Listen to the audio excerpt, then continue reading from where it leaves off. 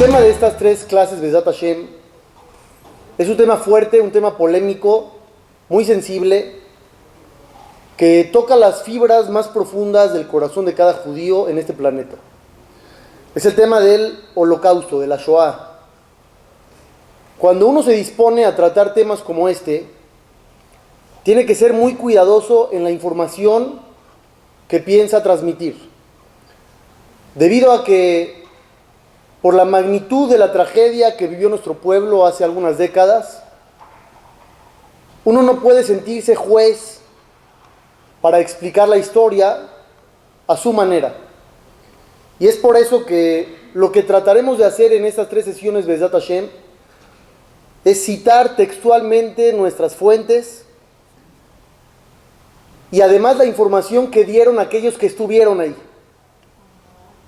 Las preguntas que trataremos de responder son las que sin duda alguna nos han atormentado a todos en algún momento, porque no solamente tiene que ver con la Shoah, sino también con nuestra vida personal, preguntas que aplican a ambas experiencias. Me voy a explicar. Una de las preguntas principales, ¿por qué Dios, un Dios que la Torá describe como bueno, misericordioso, lleno de amor hacia los suyos, puede permitir la existencia de tanta maldad? Esa pregunta aplicable a la Shoah se puede aplicar en situaciones cotidianas. ¿Por qué nos pasan cosas negativas? ¿Por qué Dios permite que a la gente buena le pasen cosas malas? Otra de las preguntas fuertes, ¿por qué las tefilot, por qué los rezos de tanta gente no fueron escuchados? ¿Ustedes creen que la gente, cuando estaban formados en las barracas, en camino a las cámaras de gas, no rezaban? ¿No pedían? ¿No pidieron tefilá antes para que todo esto se frenara o no ocurriera? ¿Dónde está ese Dios que la Torá dice escucha los rezos y el clamor de su pueblo? Siguiente pregunta, ¿por qué muere gente inocente? Estamos hablando de niños, de bebés, a los que no les podemos adjudicar pecado alguno y no podemos explicar que murieron para expiar alguna acción. La pregunta de por qué los judíos no lucharon en su gran mayoría.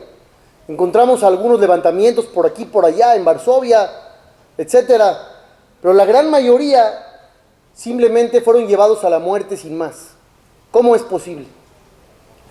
¿Por qué el mundo cayó? ¿Por qué nadie dijo nada? Y la última pregunta de preguntas, que sin duda la han escuchado más de una vez, ¿dónde estaba Dios mientras todo esto ocurría? Cuando estaba yo preparando todo este material, me topé con la dificultad de seleccionar la cantidad necesaria para las sesiones debido a la gran cantidad de información que hay. Así que si tienen alguna duda que no se resuelva en los próximos minutos, esperemos a la siguiente sesión o a la tercera, porque Bezrat Hashem tenemos una gran cantidad de información que dar. En enero del año 2016, en el Estado de Israel se da a conocer una carta manuscrita que el nazi Adolf Eichmann envió al presidente Isaac Ben Tzvi para solicitarle clemencia 2 días antes de ser ahorcado. Todos sabemos la historia de Eichmann. ¿Cuáles son los delitos que se le imputaban? ¿Cuáles son? No nada más las muertes, hubo muchas muertes. A él se le culpaba de ser prácticamente el que planeó y llevó a cabo el cerebro de la solución final. Pero él manda una carta al presidente diciéndole que tienen que quitarle la pena por un motivo. Él opina que él era un mero instrumento que obedecía órdenes. Yo no era el responsable. Hasta aquí no les he dicho nada nuevo. Este argumento, ¿quién lo utilizó? Todos los crímenes de guerra nazis usaron el mismo argumento. Lo curioso es lo que sigue, donde él dice, como yo no era responsable, no me siento culpable. Él no siente culpa alguna de todas las muertes. Nunca ocupé una posición tan elevada como para ejercer una autoridad independiente. Nunca di órdenes en mi propio nombre, actué de acuerdo a las órdenes de otros. El abogado de Eichmann, el alemán Robert Servatius, alegó que su cliente era una persona sin importancia, víctima de los acontecimientos políticos. Significa que tenemos al ser humano más asesino de los últimos tiempos, opinando que él no hizo absolutamente nada. No solamente en la práctica, su corazón está igual de limpio que su expediente, según él, y su conciencia por igual. Entonces, el fiscal general de Israel habló ante el tribunal. ¿Qué fue lo que dijo? Dijo así: cuando comparezco ante ustedes, jueces de Israel, para presentar cargos contra Adolf Eichmann, no estoy solo. Junto a mí hay 6 millones de acusadores, pero ellos no pueden ponerse de pie ni señalar con el dedo al hombre que se sienta en el banquillo, al grito de yo acuso. Ellos ahora solo son cenizas apiladas en lo alto de las colinas de Auschwitz, en los campos de Treblinka y esparcidas por los bosques de Polonia. Sus tumbas, extendidas por toda Europa,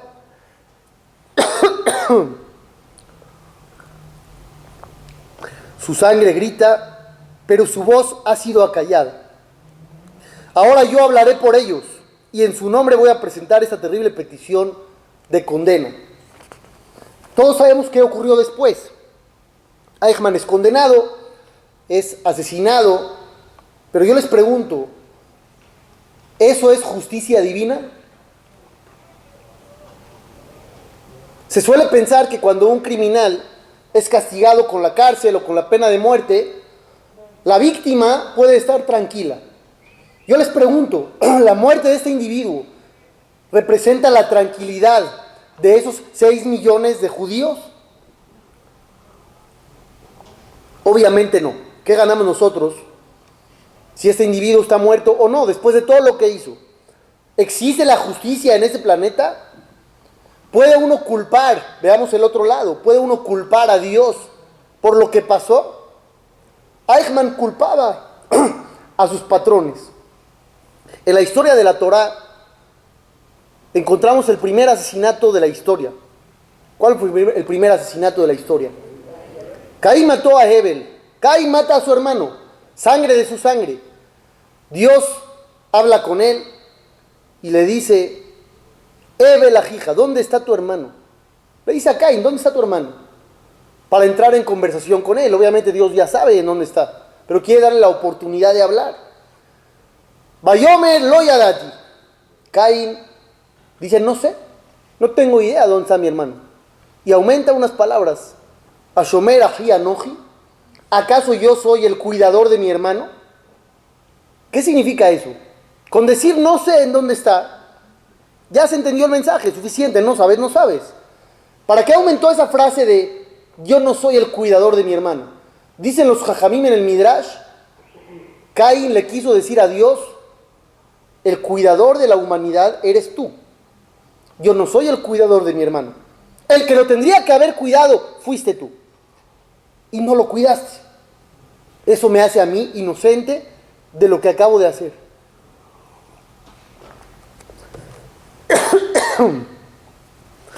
Prácticamente estamos viendo un individuo que asesina a otro a sangre fría y culpa a Dios por sus acciones. Elie Wiesel fue un sobreviviente en Buchenwald, recibió el premio Nobel, muy famoso, falleció apenas hace poco. Él escribió 3 libros que luego los fusionaron en uno, escribió mucho más, pero hablando de su experiencia en la Shoah. En el libro La Noche cito lo que él escribió. Un día le pedí a mi padre que me buscara un maestro que pudiera orientarme en el estudio de la Kabbalah. Él, cuando era joven, en una familia ortodoxa, quería estudiar y convertirse en rabino. Su padre le dijo: no hay cabalistas en esta ciudad. Pero él no se rindió. Y él cuenta: me encontré con un maestro, Moshe James. Cuando yo recé, comencé a derramar lágrimas. Y este hombre me preguntó: ¿por qué lloras cuando rezas? A lo que respondí, no lo sé. ¿Por qué rezo? ¿Por qué lloro? ¿Por qué respiro? ¿Por qué vivo? No lo sé. Simplemente mis sentimientos están ahí. Desde ese día lo vi a menudo y él me explicaba cada pregunta que yo tenía. Le gustaba repetir lo siguiente: el hombre se eleva hacia Dios por las preguntas que le formula. Ese es el verdadero diálogo. El hombre interroga y Dios responde. Lo que yo saco de aquí, ¿es válido preguntarle a Dios cuando no entendemos algo? ¿Es válido preguntar? ¿Es válido cuestionar? ¿O hay que callarnos la boca y aceptar absolutamente todo, aunque a nuestros ojos carezca de sentido? Lo que le enseñaron a él fue: hay que preguntar. Tú dialoga con Dios, pregúntale, pero no siempre comprenderás sus respuestas, porque ellas vienen desde el fondo del alma y permanecen ahí hasta la muerte. Las verdaderas respuestas, Eliezer, las encontrarás en ti mismo. En ese momento Eli Wiesel, un muchachito, le dice: ¿y por qué rezas tú, Moshe? ¿Por qué rezas tú? Y le respondió: yo le pido a Dios que me dé fuerza para poder hacerle verdaderas preguntas. ¿Qué quiere decir? Quizá es válido preguntar. Hay que saber qué preguntar, cómo preguntar y cómo actuar acorde a la respuesta que esperamos obtener. Hay una Mishnah en Masejet Avot que dice, Rabbi Yanai Omer, dice Rabbi Yanai: En beyadenu lo mi shalvat arshaim, beavlo me isurea tzadikim. Nosotros como humanos no comprendemos la calma que tienen los malvados y el martirio que tienen los justos. No podemos entender por qué el malvado está tranquilo cuando el justo está sufriendo. Si no podemos comprender, ¿para qué vamos a preguntar? Si ya nos están diciendo de entrada, no hay respuesta, quiere decir que no hay que preguntar, no hay que intentar. Pero no es real. La Gemara en Masejet Gitín, cuando habla de la destrucción del segundo templo sagrado, dice que Titos, el malvado, entró al lugar más sagrado del templo con una mujer de la calle. Tomó un rollo sagrado de la Torá, lo extendió sobre el suelo y tuvo relaciones con ella en pleno Bet HaMikdash, con esta mujer, sobre el Sefer Torah. No siendo esto suficiente, rasgó la cortina sagrada y dijo: maté al Dios de los judíos. Acabé con todo. ¿Qué esperaría uno que Dios hiciera en ese momento? Si tú fueras Dios, ¿qué harías? Lo fulminas, ¿no? Si el Cohen Gadol, el sumo sacerdote, cuando entraba tenía que tener todos los pensamientos puros, el lugar más sagrado, este malvado, después de lo que hizo, uno esperaría todo.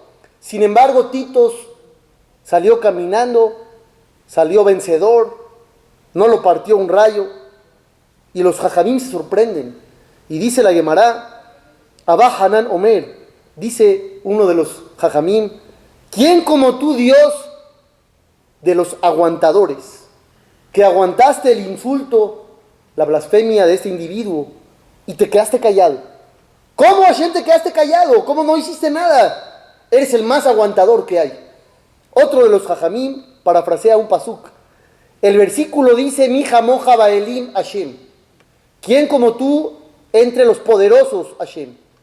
Dice este jajam, hay que cambiarle. ¿Quién como tú ba'ilemim? Entre los mudos, Hashem. ¿Por qué entre los mudos? Porque escuchaste y viste todo este insulto y te quedaste callado. Los jajamim en la Gemara están preguntándole a Dios, están cuestionando: ¿por qué, Hashem, te quedaste callado? Ellos mismos aparentemente no están tranquilos. La Gemara de Masejet Yomá dice algo más fuerte todavía. Moshe Rabbenu, cuando habló de Dios, dijo: Ha'el Agadol Hagibor Behanorá. ¿Qué significa? El Dios grande, el Dios fuerte y el Dios temible. Títulos que el mismo Señor de los profetas le dio a Hashem. Vino el profeta Irmiau, que fue testigo de la destrucción del primer Bet HaMikdash, y dijo, yo no entiendo cómo Moshe pudo decir que Dios era temible cuando yo veo a los enemigos que hacen lo que quieren. ¿Qué dijo Irmiau? A él, Agador, ve a Gibor. Dios es fuerte, es grande, pero no dijo temible. Moshe sí lo dijo, él no lo dijo. Tiempo después llegó Daniel el profeta y dijo, los enemigos de Israel están sobre nosotros. ¿Dónde está la fuerza de Dios? Si Moshe dijo fuerte, yo no puedo decir fuerte, porque no veo la fuerza divina. No puede decir Gibor, no puede decir Nora, hasta que llegó un grupo de jajamim llamados Anshe Knesset Agedolá, 120 jajamim, una gran asamblea de rabinos, y le cambiaron el enfoque a toda la gente. ¿Qué fue lo que ellos dijeron? La fuerza de Dios no es la que tú crees. El fuerte es el que se puede contener, el que se domina. Y si Dios tiene paciencia y no castiga a los malvados, esa es su fuerza. Para nosotros, ¿qué es fuerte? El que puede dominar, el que le rompe la cara a todos. No es real. Fuerte es el que se domina, el que se aguanta, el que no reacciona de forma impulsiva. Norá. ¿Quién es el temible? Solamente Dios. Porque su pueblo sigue existiendo, a pesar de estar rodeados de todas las naciones como 70 lobos. Estos jajamín, como ustedes pueden ver, preguntaron, inclusive llegaron a omitir frases de la Torá, porque no sentían que era congruente decirlas, hasta que otros les cambiaron la idea. Pero ¿qué vemos de aquí? ¿Se puede preguntar a Dios o no? Aparentemente sí. Los jajamín lo preguntaron. Moshe Rabbenu le preguntó a Dios, Odiani nae derajeja, enséñame tu comportamiento. ¿Por qué hay gente malvada que le va bien? ¿Por qué hay gente buena y le va mal? Moshe preguntó. ¿Moshe tenía fe? Obviamente sí. Preguntar es diferente a cuestionar. Una cosa es que yo pregunte que quiero saber, no por cuestionar. O sea, no enfrentando. Sí, no dicen por qué haces esto. No diciendo por qué. Le voy a traer una prueba en su contra. Denme chance. Abraham vino. Me voy a saltar una página para decirle lo que usted está preguntando. Abraham vino, padre del pueblo judío. Cuando se entera de que Dios piensa destruir a los malvados de Sedom y Amorá, la peor civilización en esa época, se dirige Abraham con Dios y le dice a Hashem, Ahav tispet tzadikim rasha, ¿piensas matar a todo el pueblo de Sedom y Amorá? ¿A buenos y malos por igual? ¿Vas a destruir a todos? Tal vez hay 50 gentes buenas. Jalil alejame azot kadabarazé. Es bajo para ti, Hashem, hacer algo como esto. Leamit tzadikim rasha, de matar a los justos con los pecadores. Ashofet kol haaretz lo yaseh mishpat. Tú, el juez de toda la tierra, ¿no eres justo? ¿Es una pregunta o es una confrontación? Está con todo Abraham, ¿cierto o no? Va con todo, le dice a Dios, no puede ser, es bajo para ti actuar de esa forma. Eres el juez, tienes que hacer justicia. Abraham vino en este momento, se equivoca al confrontar a Dios con sus creencias. La respuesta es así. A veces sí se puede preguntar y a veces no se puede preguntar. ¿Cuándo sí y cuándo no? Uno de los primeros personajes que dijeron la frase ¿dónde está Dios? ¿Dónde estaba? Fue el faraón en Egipto. Cuando Moshe Rabbenu le dice al faraón, me mandó Hashem, deja salir a su pueblo. ¿Qué contestó el faraón? Mi Hashem, Asher Eshma Bekolo. ¿Quién es ese Hashem para que yo escuche su voz? Lo yadati et Hashem, ni lo reconozco, Begamet Israel lo ashaleach. Y no pienso tampoco dejar salir al pueblo judío. ¿Por qué el faraón niega la existencia de Dios? Es absurdo negar la existencia de Dios, porque en esa época se utilizaban decenas de dioses. Cada cultura tenía el suyo y el mismo faraón tenía una lista. ¿Por qué el faraón cree que el Dios de los judíos no existe? porque lleva dominando a ese pueblo durante más de 2 siglos. ¿Y tú me vienes a decir que hay un Dios de ellos? Imposible, no lo creo. Si hubiera un Dios de ellos, no hubiera permitido que hubieran estado subyugados tanto tiempo. No puedo creer que exista un Dios cuando su pueblo está siendo sometido y está sufriendo. ¿Les hace conocido esa frase? El faraón la dijo. ¿Cuál es la diferencia entre Moshe, Abraham, el faraón?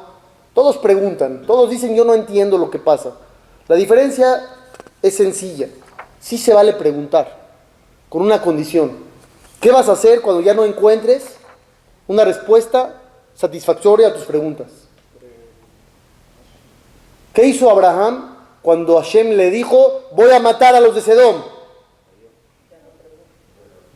Se cayó la boca, se regresó a su lugar y siguió sirviendo a Dios. ¿Qué hizo Moshe cuando no entendió los caminos de Dios? Siguió siendo Moshe. ¿Qué hizo el faraón? Renegó, se volvió más terco. Cuando tú le preguntas a Dios es válido. La pregunta de dónde estaba Dios en el holocausto es una pregunta válida, con una condición, que busques las respuestas, que ahondes en el tema y que al final sepas que hay algo que está más allá de tu comprensión porque no eres Dios. No puedes comprender todo lo que hace Dios. Busca las respuestas, es una obligación. Y aquí, Be'ezrat Hashem, trataremos de dar muchas respuestas satisfactorias. Pero hay que entender que si un individuo que vivió en el campo toda su vida se dirige a Manhattan y ve que van a demoler un edificio, se va a volver loco y va a decir, no entiendo, ¿cómo este edificio tan bonito, tan imponente, lo van a destruir? Entonces le van a explicar, no, mira, es que en vez de este edificio van a construir un rascacielos. Y él va a preguntar, bueno, ¿y por qué no escogieron otro lugar donde no haya ese edificio? O una casita, una casucha que la tiren y ahí hagan el rascacielos. Ve y explícale que ese edificio, que vale $50 millones, es el elegido porque ahí se va a construir uno mejor. Y construir uno como esos en el campo no serviría de nada. Cuando vemos la destrucción de Dios, cuando demolió gran parte del pueblo judío, nos sentimos impotentes. No entendemos. Hay respuestas. Hubo grandes jajamim, como el Admur Rav Shem Klimberg, que él vivió la época de la Shoah, falleció en un campo de concentración, y él dejó de cantar canciones en su mesa de Shabbat durante muchos meses, desde que empezó la guerra. Y cuando le preguntaron por qué dejó de cantar, y dijo, Israel, Tobaim Bayam, los Yehudim se están ahogando en el mar, y nosotros vamos a cantar, trayendo un ejemplo de lo que había pasado cuando se partió el mar, y los judíos pasaron, y los ángeles quisieron cantarle a Dios, y Dios dijo, no pueden cantar, porque mis criaturas se están muriendo, no es tiempo de cantar. Este jajam dijo, yo no puedo cantar, porque hay judíos muriendo y sufriendo, pero siguió siendo firme en su fe. Y cuando estaba a punto de morir, dijo, cuando llegue arriba le voy a preguntar a Dios, ¿cuál fue el sentido y la razón de tantas muertes? Pero no aventó su fe por la borda. Y es lo que nosotros tenemos que entender como introducción a cómo abordar el tema tan sensible y complicado que es la Shoah. No venimos nosotros como profetas a definir tal y tal respuesta, porque no lo somos. Venimos a ahondar en el material que gracias a Dios tenemos, venimos a dar ideas, venimos a tranquilizar mentes y corazones, pero que sepamos que si en algún momento hay algo que no nos satisface, es por nuestra falta de comprensión y no porque no existan las respuestas correctas. En la Torá, en el libro de Devarim, dice a la Torá, Vayomer Hashem el Moshe, le dijo Dios a Moshe, he aquí morirás, te reunirás con tus padres, pero este pueblo se levantará, comenzará a adorar otros dioses, me abandonarán, profanarán mi pacto, me enfureceré y los abandonaré, ocultaré mi rostro de ellos y serán consumidos. Los encontrarán muchos sufrimientos y maldades, y el pueblo dirá, a lo alquien Elohai bekirbi metzauni arraota ele. Los judíos dirán, porque Dios no está aquí con nosotros, por eso nos está pasando todo esto. Beanoji aster astir panay bayomahu. Y yo continuaré oculto al kolara por todas las cosas malas por haberse ido con otros dioses. Hashem, hace miles de años, en su sagrada Torah, con nombre y apellido, avisó que iba a haber una época de mucho sufrimiento en la que la gente iba a decir, no está Dios. No es una pregunta nueva. Si quieren algo más increíble todavía, si cuentas desde la letra G de este pasuk, donde dice Vayomer Hashem el Moshe, haces un salteo de 50 letras, formas la palabra Hashoah. La Shoah. En estos pesukim, donde dijo Dios, pasará y pensarán que no estoy. Pero sí estoy. Solamente estaré oculto. Es algo que nosotros no podemos entender. Nachmanides, el famoso sabio, el Rambán, cuando tenía un alumno muy enfermo, sabía que iba a morir, le dio un pergamino. Y le dijo, te van a enterrar con este pergamino, donde anoté varias preguntas que tengo hacia Dios, acerca de su comportamiento, no conmigo, sino con su pueblo. Y quiero que vengas después en sueños a decirme la respuesta. Falleció el alumno y después de un tiempo regresó con su jajam. Y le dijo, jajam, con su pergamino me dejaron entrar a todos los aposentos.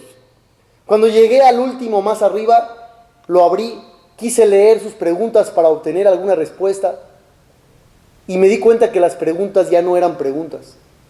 En ese lugar todo estaba claro. Usted, jajam, con todo su nivel, no puede entender eso. Cuando llegue arriba se dará cuenta que las preguntas no existían. Rabazriel Tauber, uno de los jajamín que sobrevivió a la Shoah, tiene un libro que se llama Meafelá Leorá, de la oscuridad a la luz. Y él pregunta, ¿por qué Dios permite la maldad? Su respuesta concreta, concisa, es la siguiente. ¿Cuál es la misión que quería obtener Dios al crearnos a nosotros los seres humanos? ¿Dios nos necesita? ¿Necesita nuestro servicio? ¿Dios qué quería? Quería darnos la bondad absoluta y máxima. ¿Cuál es la bondad máxima? Cuando te sientes dueño de la recompensa que te están dando. Si yo cada día te regalo dinero para comer, pues te vas a sentir humillado. Pero si te doy un trabajo, te esfuerzas y recibes un sueldo, te sientes productivo, te sientes bien.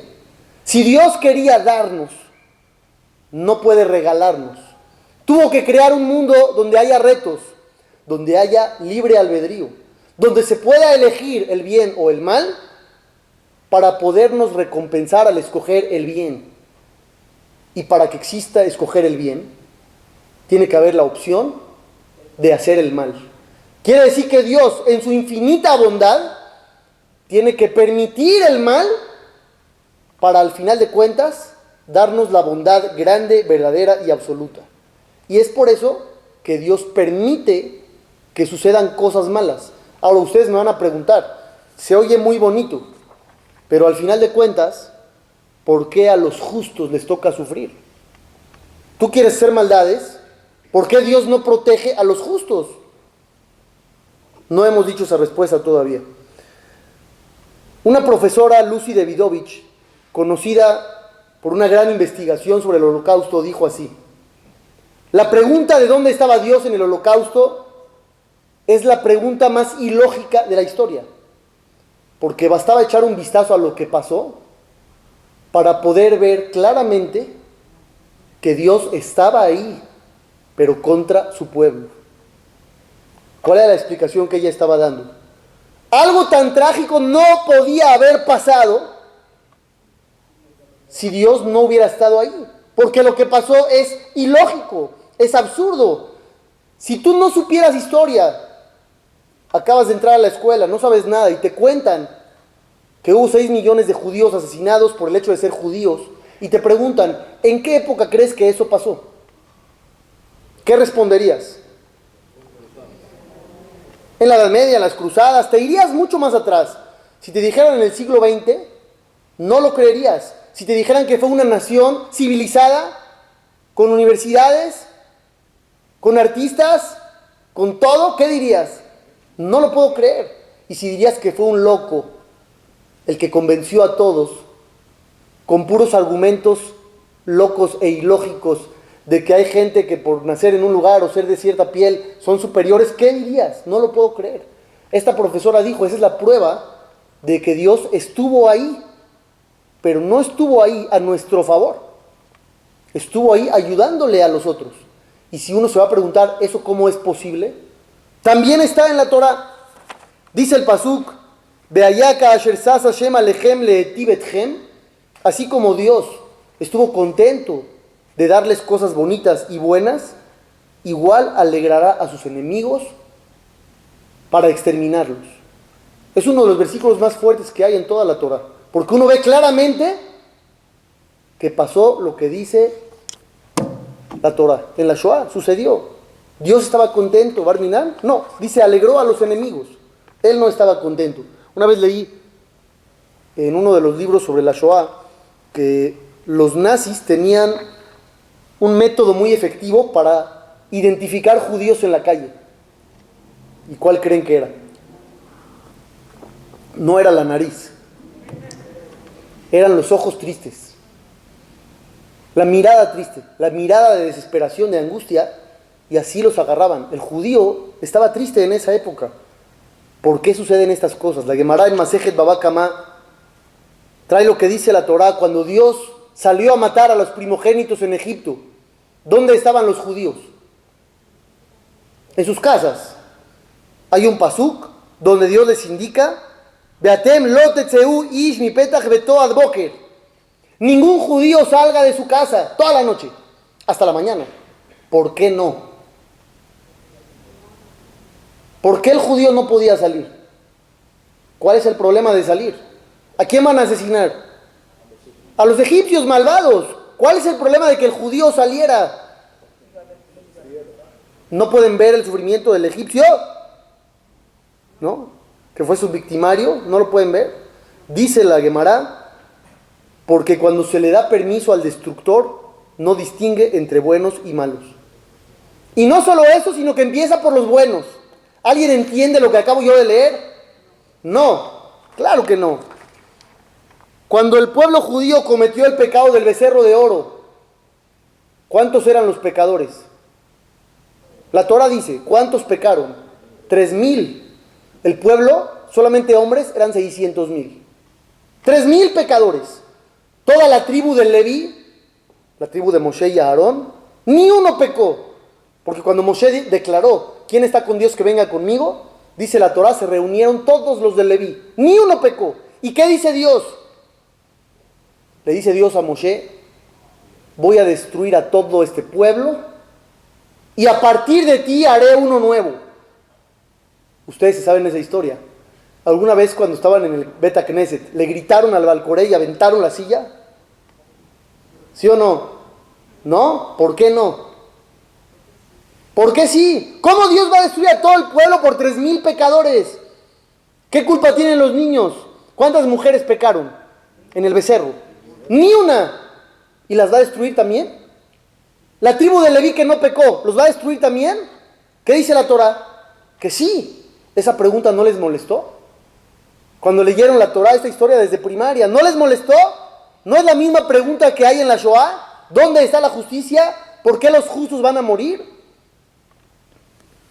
La pregunta de los 6 millones es muy subjetiva. ¿En dónde interrumpiríamos la pregunta? Si solamente hubieran muerto 5, ¿hubiéramos preguntado?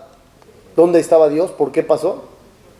Y si hubieran sido 4, o 3, o 2, o 1, ustedes párenme. ¿En dónde pararían? ¿En dónde dejarían de preguntar? La muerte de un niño, la muerte de un bebé, o un bebé que tiene un rasguño, ¿es una pregunta a la justicia divina? Sí, igual de fuerte. ¿Por qué? Porque Dios es perfecto. Y todo lo que es su sistema de justicia debe ser perfecto. Y si encuentras algo así de pequeño que no cuadre, ya no es perfecto. Entonces la pregunta de la Shoah no es de la Shoah. Ahí se hizo más grande. Pero eso es una pregunta a la vida de cada uno de nosotros. Que cada quien piense 10 segundos cosas que le han pasado en la vida y a su parecer son injustas, que no se las merecían. Yo estoy seguro que encontrarán una o dos, como mínimo, diarias, dice Jack. Puede ser, que sí que la pregunta siempre ha existido. Una de las mujeres que vivió esta gran tragedia era una señora llamada Rosa. Tengo aquí las fotos para el que la quiera ver al final. Esta señora era esposa del Rab Aharon Tauber. Antes de comenzar la guerra contrajo matrimonio y cuando su hijo cumplió 1 año se había soltado ya la guerra, la Segunda Guerra Mundial. En medio de persecuciones, de dificultades, queda embarazada de su segundo hijo. Tiene a su segundo hijo, ya vive en otra casa, más persecuciones, y está la pregunta de si ella debe de ir a la Tevilá o no. ¿Esta mujer debe de ir a purificarse para estar con su marido y traer más hijos? ¿O no? Cuando ella va a preguntar, le dicen en la comunidad que la Tevilá ya no tiene servicio, ya nadie va. ¿Quién va a ir? ¿Qué mujer quiere tener hijos en una época así? Pero ella dice, a mí me abren la Tevilá, porque voy a seguir yendo. Queda embarazada, trae a su tercer hijo. Por cada año de la guerra, tenía un hijo. Después del cuarto hijo,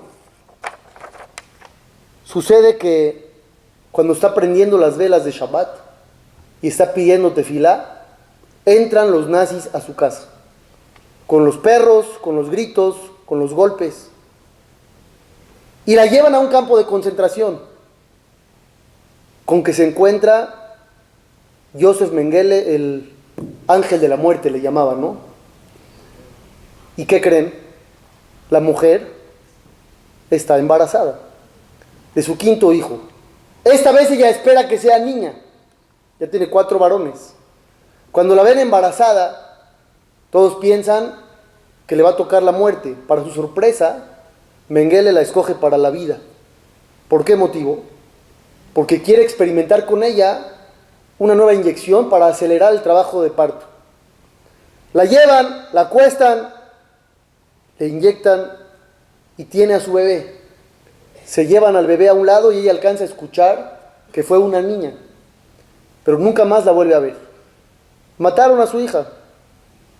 Con un instinto de supervivencia tremendo, ella se levanta de la camilla, se escabulle para que no la vayan a asesinar y logra llegar a la barraca donde había unas compañeras. Ellas la ayudaron mientras estaba débil cada día para salir a trabajar, la cargaban, una de cada lado para que no se viera tan débil. La seleccionan en esas selecciones malditas que había en ese terrible lugar y nadie más la volvió a ver. Pensaron que ya en la cámara de gas no hubo regreso.